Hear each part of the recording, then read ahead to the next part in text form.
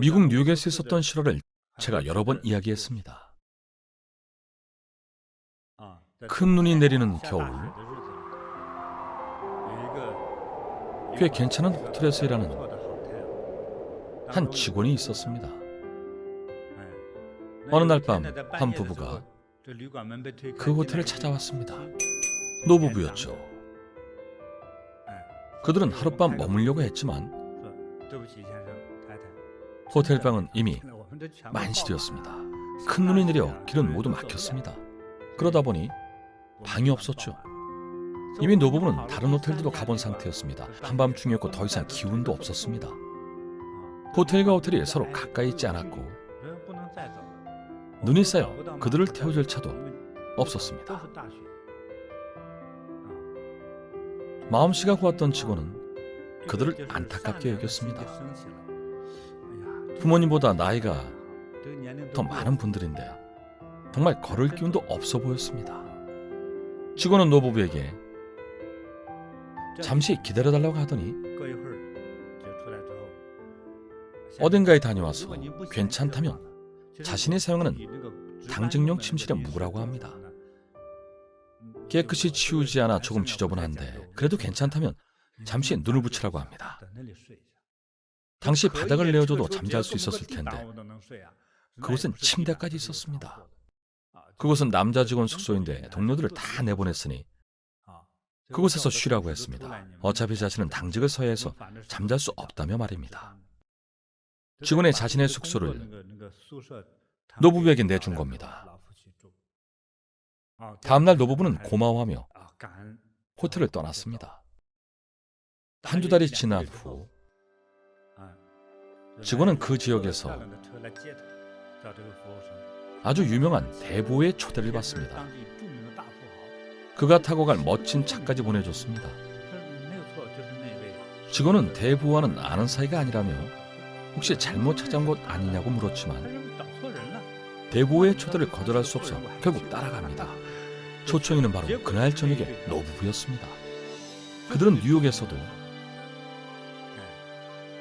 아주 유명한 부자였습니다.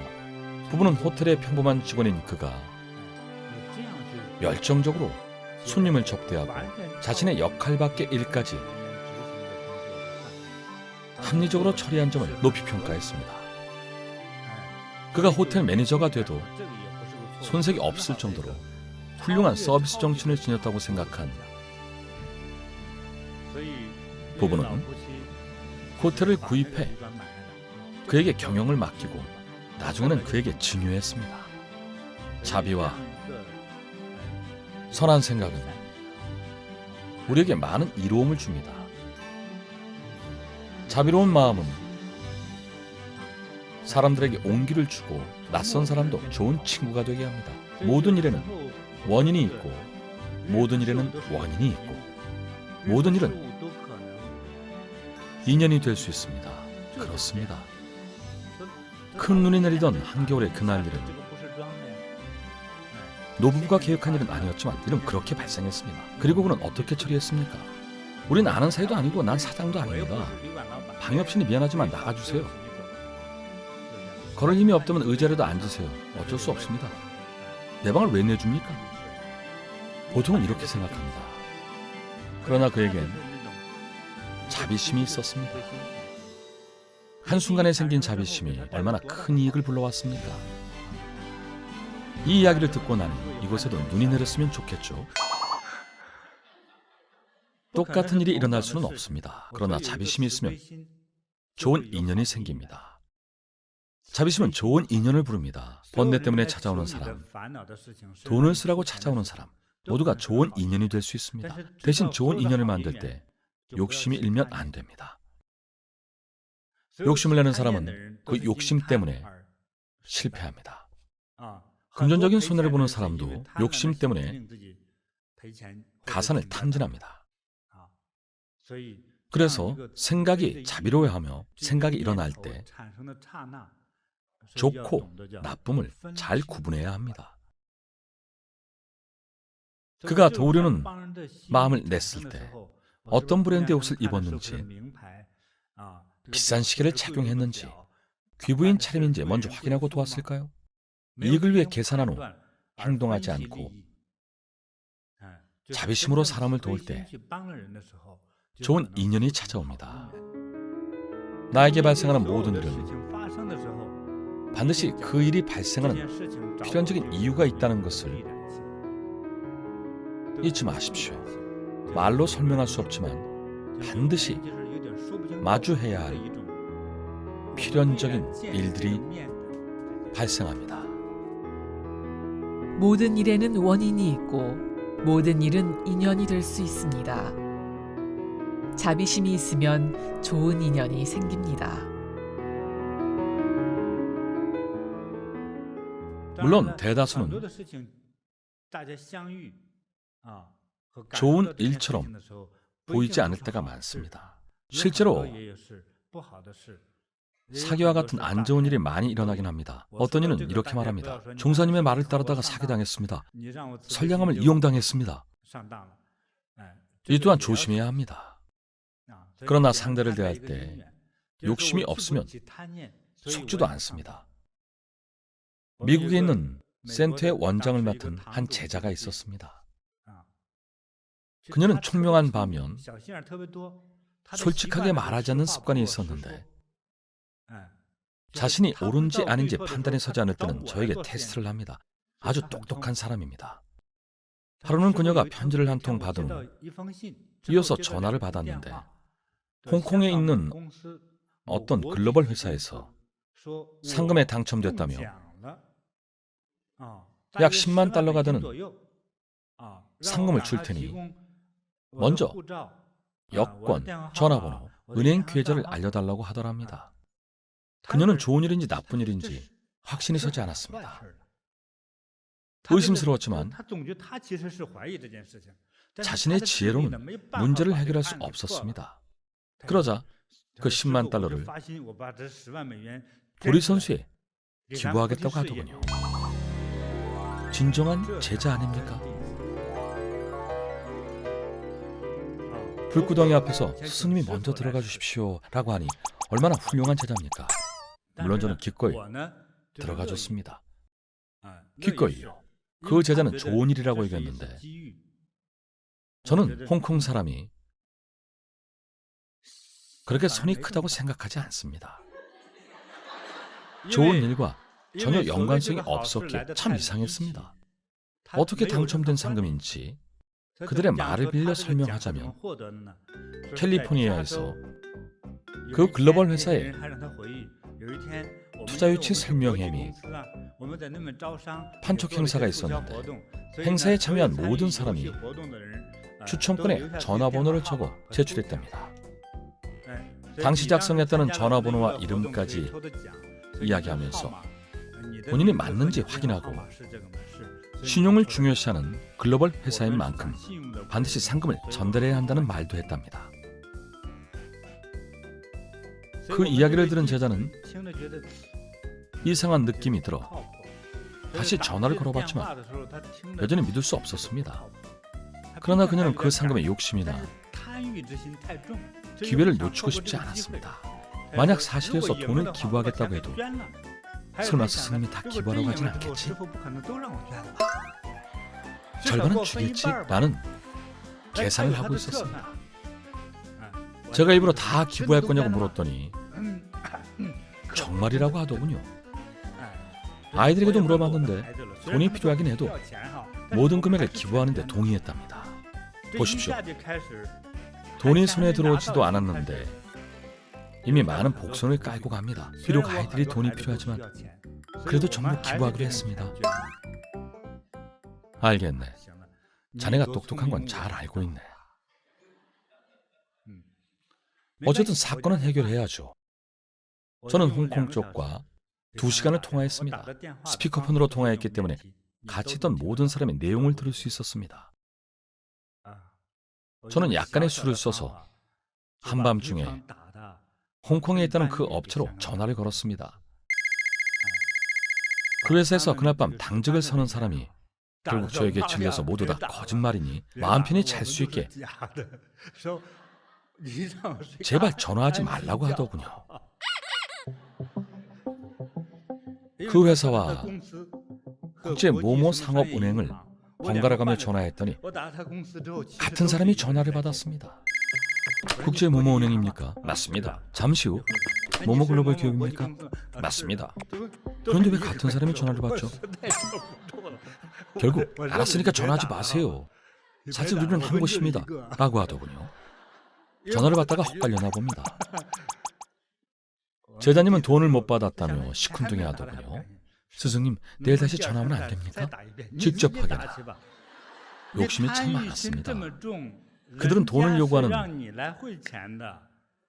보이스피싱 사기꾼들이었습니다. 이 집단의 전문성은 점점 강화되고 있어 이젠 캐나다까지 진출해 거침없이 사기를 치고 있습니다. 중국어를 사용하는 사람이 전화를 받으면 중국 영사관이라며 여권에 문제가 있어 조회가 필요하니 이름과 개인정보를 알려달라고 합니다. 제공하면 그대로 사기당합니다. 부동산 중개업을 하는 80세 노 제자가 사기를 당했습니다. 나이가 아주 많지는 않죠. 아들은 변호사입니다.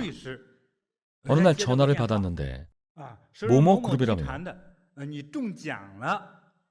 6만 달러에 당첨됐다고 했습니다. 어쩐지 요 며칠 왼쪽 눈꺼풀이 자꾸 떨리더니 그래서 그랬구나.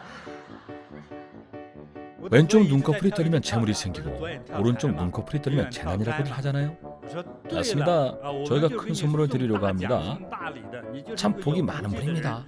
상금을 타기 전에 성함과 나이를 확인해야 합니다. 무슨 말을 했는지 정확히는 모릅니다.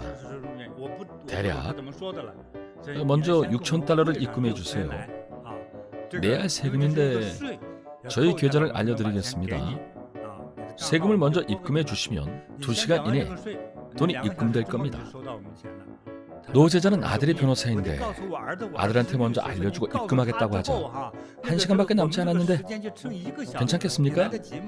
라고 합니다. 그렇게 해서 6,000달러를 송금했는데 일주일을 기다려도 돈이 들어오지 않았습니다. 아들에게 그 이야기를 하자 마침 그런 사건 때문에 소송 중이라며 사기당한 사람이 고소했는데 범인을 찾을 수 없다고 말했습니다. 아들은 어머니에게 그렇게 속을 돈이 있다고 왜 말하지 않았냐고 하자 다급해진 어머니는 솔직하게 말했습니다. 돈은 네 남동생에게 주려고 했지. 넌 변호사니까 돈 많이 벌잖아. 그렇게 6,000달러를 고스란히 손해봤습니다. 그녀는 저에게 재난을 없애달라고 했습니다. 도박과 복권으로 돈을 벌려고 하는 사람은 돈을 벌 수 없습니다. 많은 나라에서 큰 액수의 복권에 당첨된 사람치고 편안하게 잘 살고 있는 사람은 거의 없습니다. 아주 불안하게 살거나 자유롭지 못하거나 이미 목숨을 잃은 사람도 많습니다. 재물을 많이 소유해 본 적 없는 사람에게 어느 날 갑자기 2억이 생기면 그것을 자기 것으로 만들 수 있을까요? 수용할 수 있다는 분은 손 드십시오. 살고 싶지 않은 분은 손 드십시오. 아무리 마음이 확고한 사람도 당장 재물이 생기면 심장이 견디지 못합니다. 그 자리에서 정신 이상자가 될 수도 있습니다. 정신이 이상해질 수 있다는 겁니다. 이렇게 큰 자금을 소유하고 있는 사람이 멀쩡하다면 실제로는 많은 돈도 없으면서 사기를 치는 겁니다. 2억 달러가 했다고 소문내고 사기치는 사람은 두뇌 회전이 빠르고 실제로는 돈 없는 가난한 사람입니다. 복권 당첨, 강도, 도박 등으로 많은 돈을 얻은 사람은 모두 정신 상태가 정상이 아닙니다. 누군가에게 밉보일지도 모르겠군요. 저는 카지노에서 많은 돈을 벌면 잘 살 수 있다고 믿지 않습니다. 그럴 일은 없습니다. 만약 카지노에서 큰 돈을 번 것이 3년 전이라면 지금쯤 무일푼 알거지가 돼 있을 겁니다. 이는 필연적 현상이며 카지노를 이길 사람은 없습니다. 제가 일깨워주고 싶은 것이 있습니다. 좋은 일 혹은 나쁜 일을 대할 때 자신의 생각에 주의를 기울여야 합니다. 한 생각이 떠오를 때 좋은 일인지 나쁜 일인지 욕심인지 평정심인지 스스로 판단해야 합니다. 여러분은 이 같은 식광명을 영원히 가지고 있길 바랍니다. 만약 세 가지 광명을 집안 곳곳에 차 안 여기저기 붙여두고 늘 자신을 일깨운다면 좋은 일이 일어날 수도 있습니다. 천안이 열리지 않아도 이 몇 글자를 통해 관찰과 사고를 일깨울 수 있습니다. 왼쪽 눈꺼풀이 괜히 떨린 게 아니라 끝내 좋은 일이 생겼다고 생각하지 마십시오. 심하게 떨려봐야 소용없습니다. 너무 심하면 손해봅니다. 2번 뛰면 2만 원 정도 생기겠지만 너무 심하면 문제입니다. 기계처럼 떨리면 신경 이상 징후입니다. 사물이 극에 달하면 반드시 반전합니다. 아무리 좋은 일도 또는 아주 나빠 보이는 일도 제가 가르치는 대로 평정심, 고요한 마음, 욕심 없는 마음, 치우치지 않는 마음으로 사물을 담담히 바라볼 줄 알아야 비로소 편안한 결과를 얻을 수 있습니다. 지극히 고상한 사람은 자신의 마음과 생각이 움직이는 그 순간의 느낌을 늘 관찰합니다. 씨앗의 싹이 막 움틀 때 싹을 잘 관찰하면 바로잡을 수 있습니다. 욕심이 생긴 것을 알아차리면 접어둘 수 있어야 합니다. 갑자기 생긴 상금은 내 것이 아니므로 욕심내지 말고 담담히 대해야 합니다. 자신의 노력으로 돈을 버는 일은 아주 훌륭하고 정상적입니다. 이 범위를 벗어난 것은 다 비정상입니다. 비정상에 속하는 것은 우리를 잡아먹는 커다란 함정과 같아서 위기가 도사리고 있습니다. 기회가 왔다고 생각하는 순간 위기도 함께 찾아옵니다. 하지만 모두가 시장이 불안정하다고 할 때 저는 오히려 기회가 왔다고 말합니다. 집값이 내려가고 집이 팔리지 않는다며 모두 집을 내놓을 때 투자할 여력이 있는 사람은 돈을 벌 수 있는 좋은 시기입니다. 1949년 일본 도쿄의 부동산 가격이 바닥을 쳤습니다. 2차 세계대전이 끝날 무렵 남자들은 거의 전쟁터에서 목숨을 잃고 국력도 많이 소모된 가운데 일본의 부동산과 보석은 헐값이 됐습니다. 그 당시 일본에는 중국에서 이민한 화교가 있었는데 30년대 이민 온 청나라 정부의 요직에 있던 관리의 후손이었습니다. 그는 많은 금, 은을 가지고 건너갔기 때문에 부자였습니다. 중국인 신분이었으므로 전쟁에 참여하지 않았고 총명했지만 약간 어리숙한 면도 있는 사람이었습니다. 일본에는 지금의 도쿄에 긴자라 불리는 거리가 있습니다. 들어봤습니까? 저는 가봤습니다. 아주 크고 아름다운 빌딩이 많은 그곳은 세계적인 은행들이 많이 들어선 번화가입니다. 긴자거리의 절반이 그 중국인의 것입니다. 그 당시 그곳의 집값은 이곳에 비해 훨씬 저렴했습니다. 긴자거리의 부동산 값이 싹이 그지없었습니다. 정말 쌌습니다. 모두 나라가 망할 거라며 앞다투어 부동산을 내다 팔았습니다. 사람들은 가격이 내려갈수록 더 폭락하기 전에 팔고 싶어 합니다. 그는 가장 저렴한 가격, 예를 들어 1평방미터에 100원의 가격으로 땅을 사들였습니다. 지금의 긴자거리 절반이 그의 것이니 얼마나 부유합니까? 위기는 기회입니다. 하지만 모든 기회에는 위기가 따릅니다. 우리는 생각하고 관찰하고 식별하는 법을 배워야 합니다. 위험이 아니라 기회를 잡고 싶다면 위기 속에서 가장 좋은 순간이 왔을 때 기회를 포착하기 바랍니다. 제가 왜 이런 걸 가르칠까요? 이건 경영하는 사람들에게 필요한 내용입니다.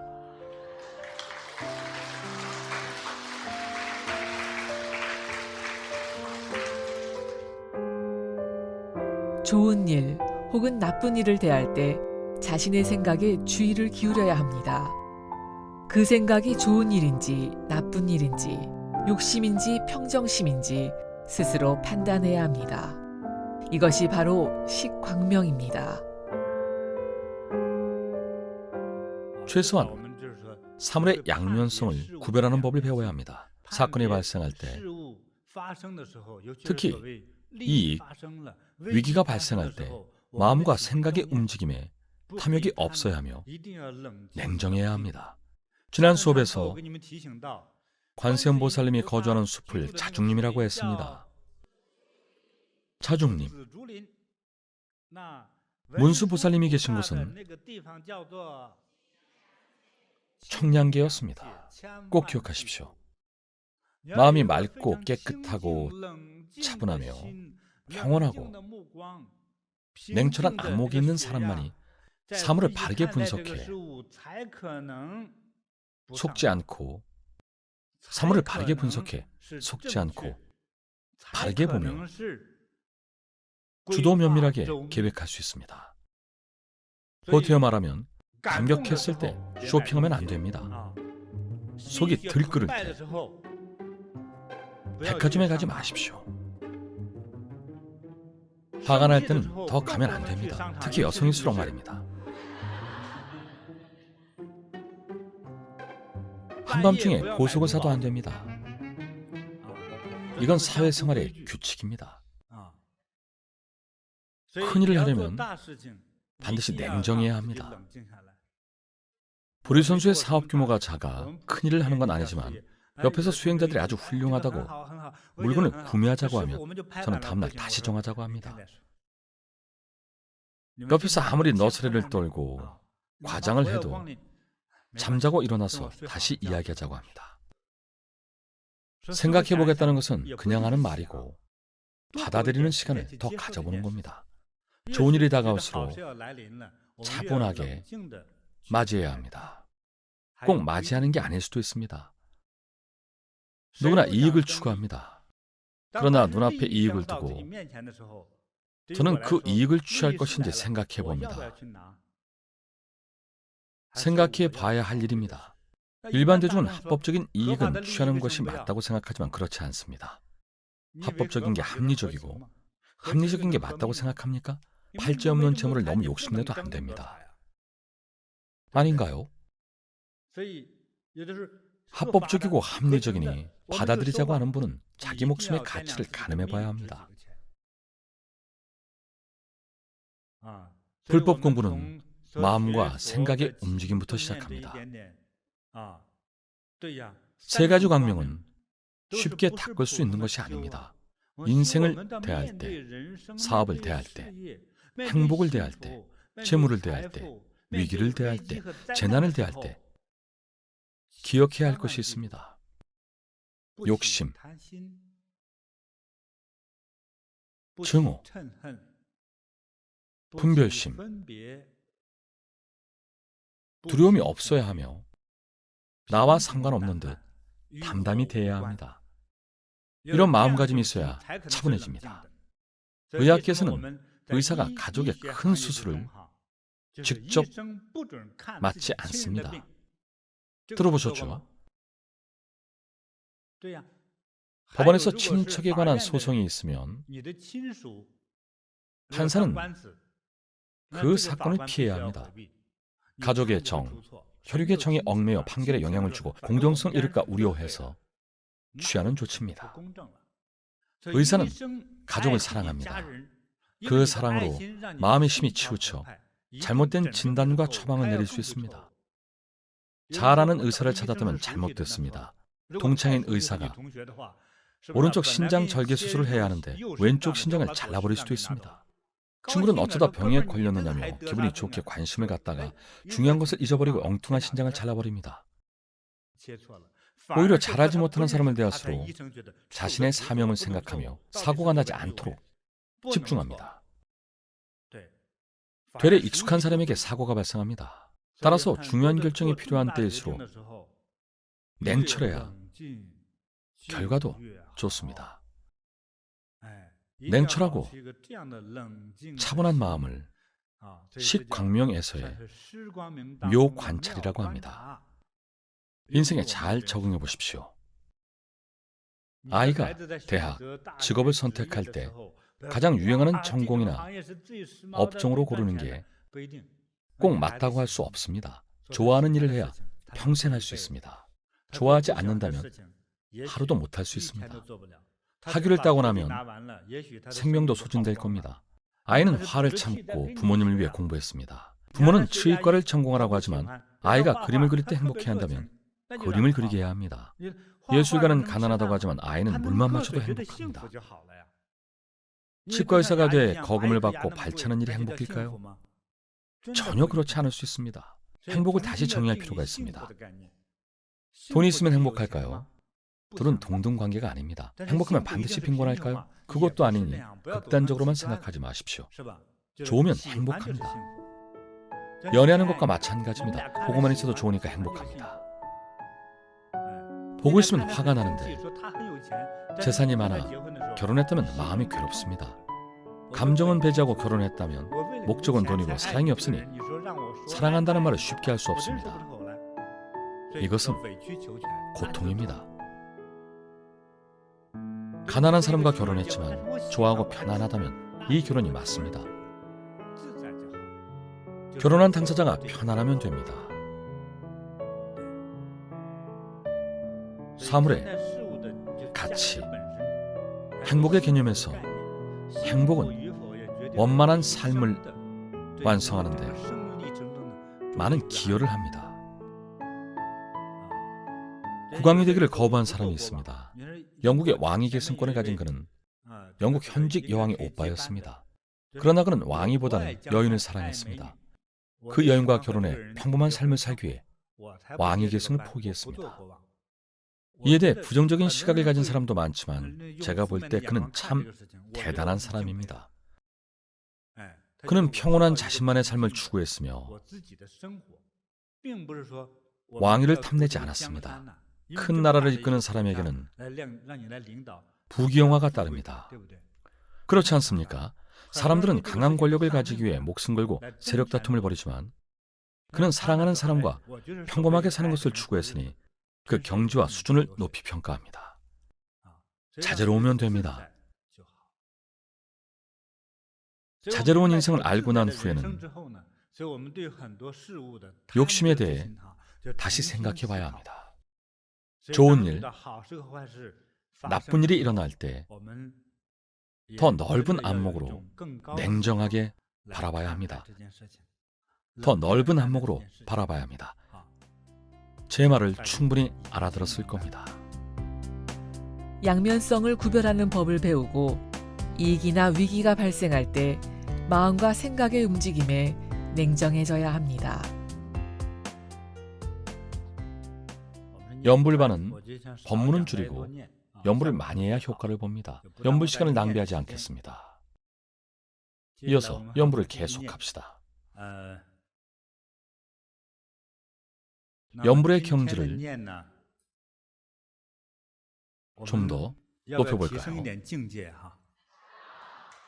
좋습니다.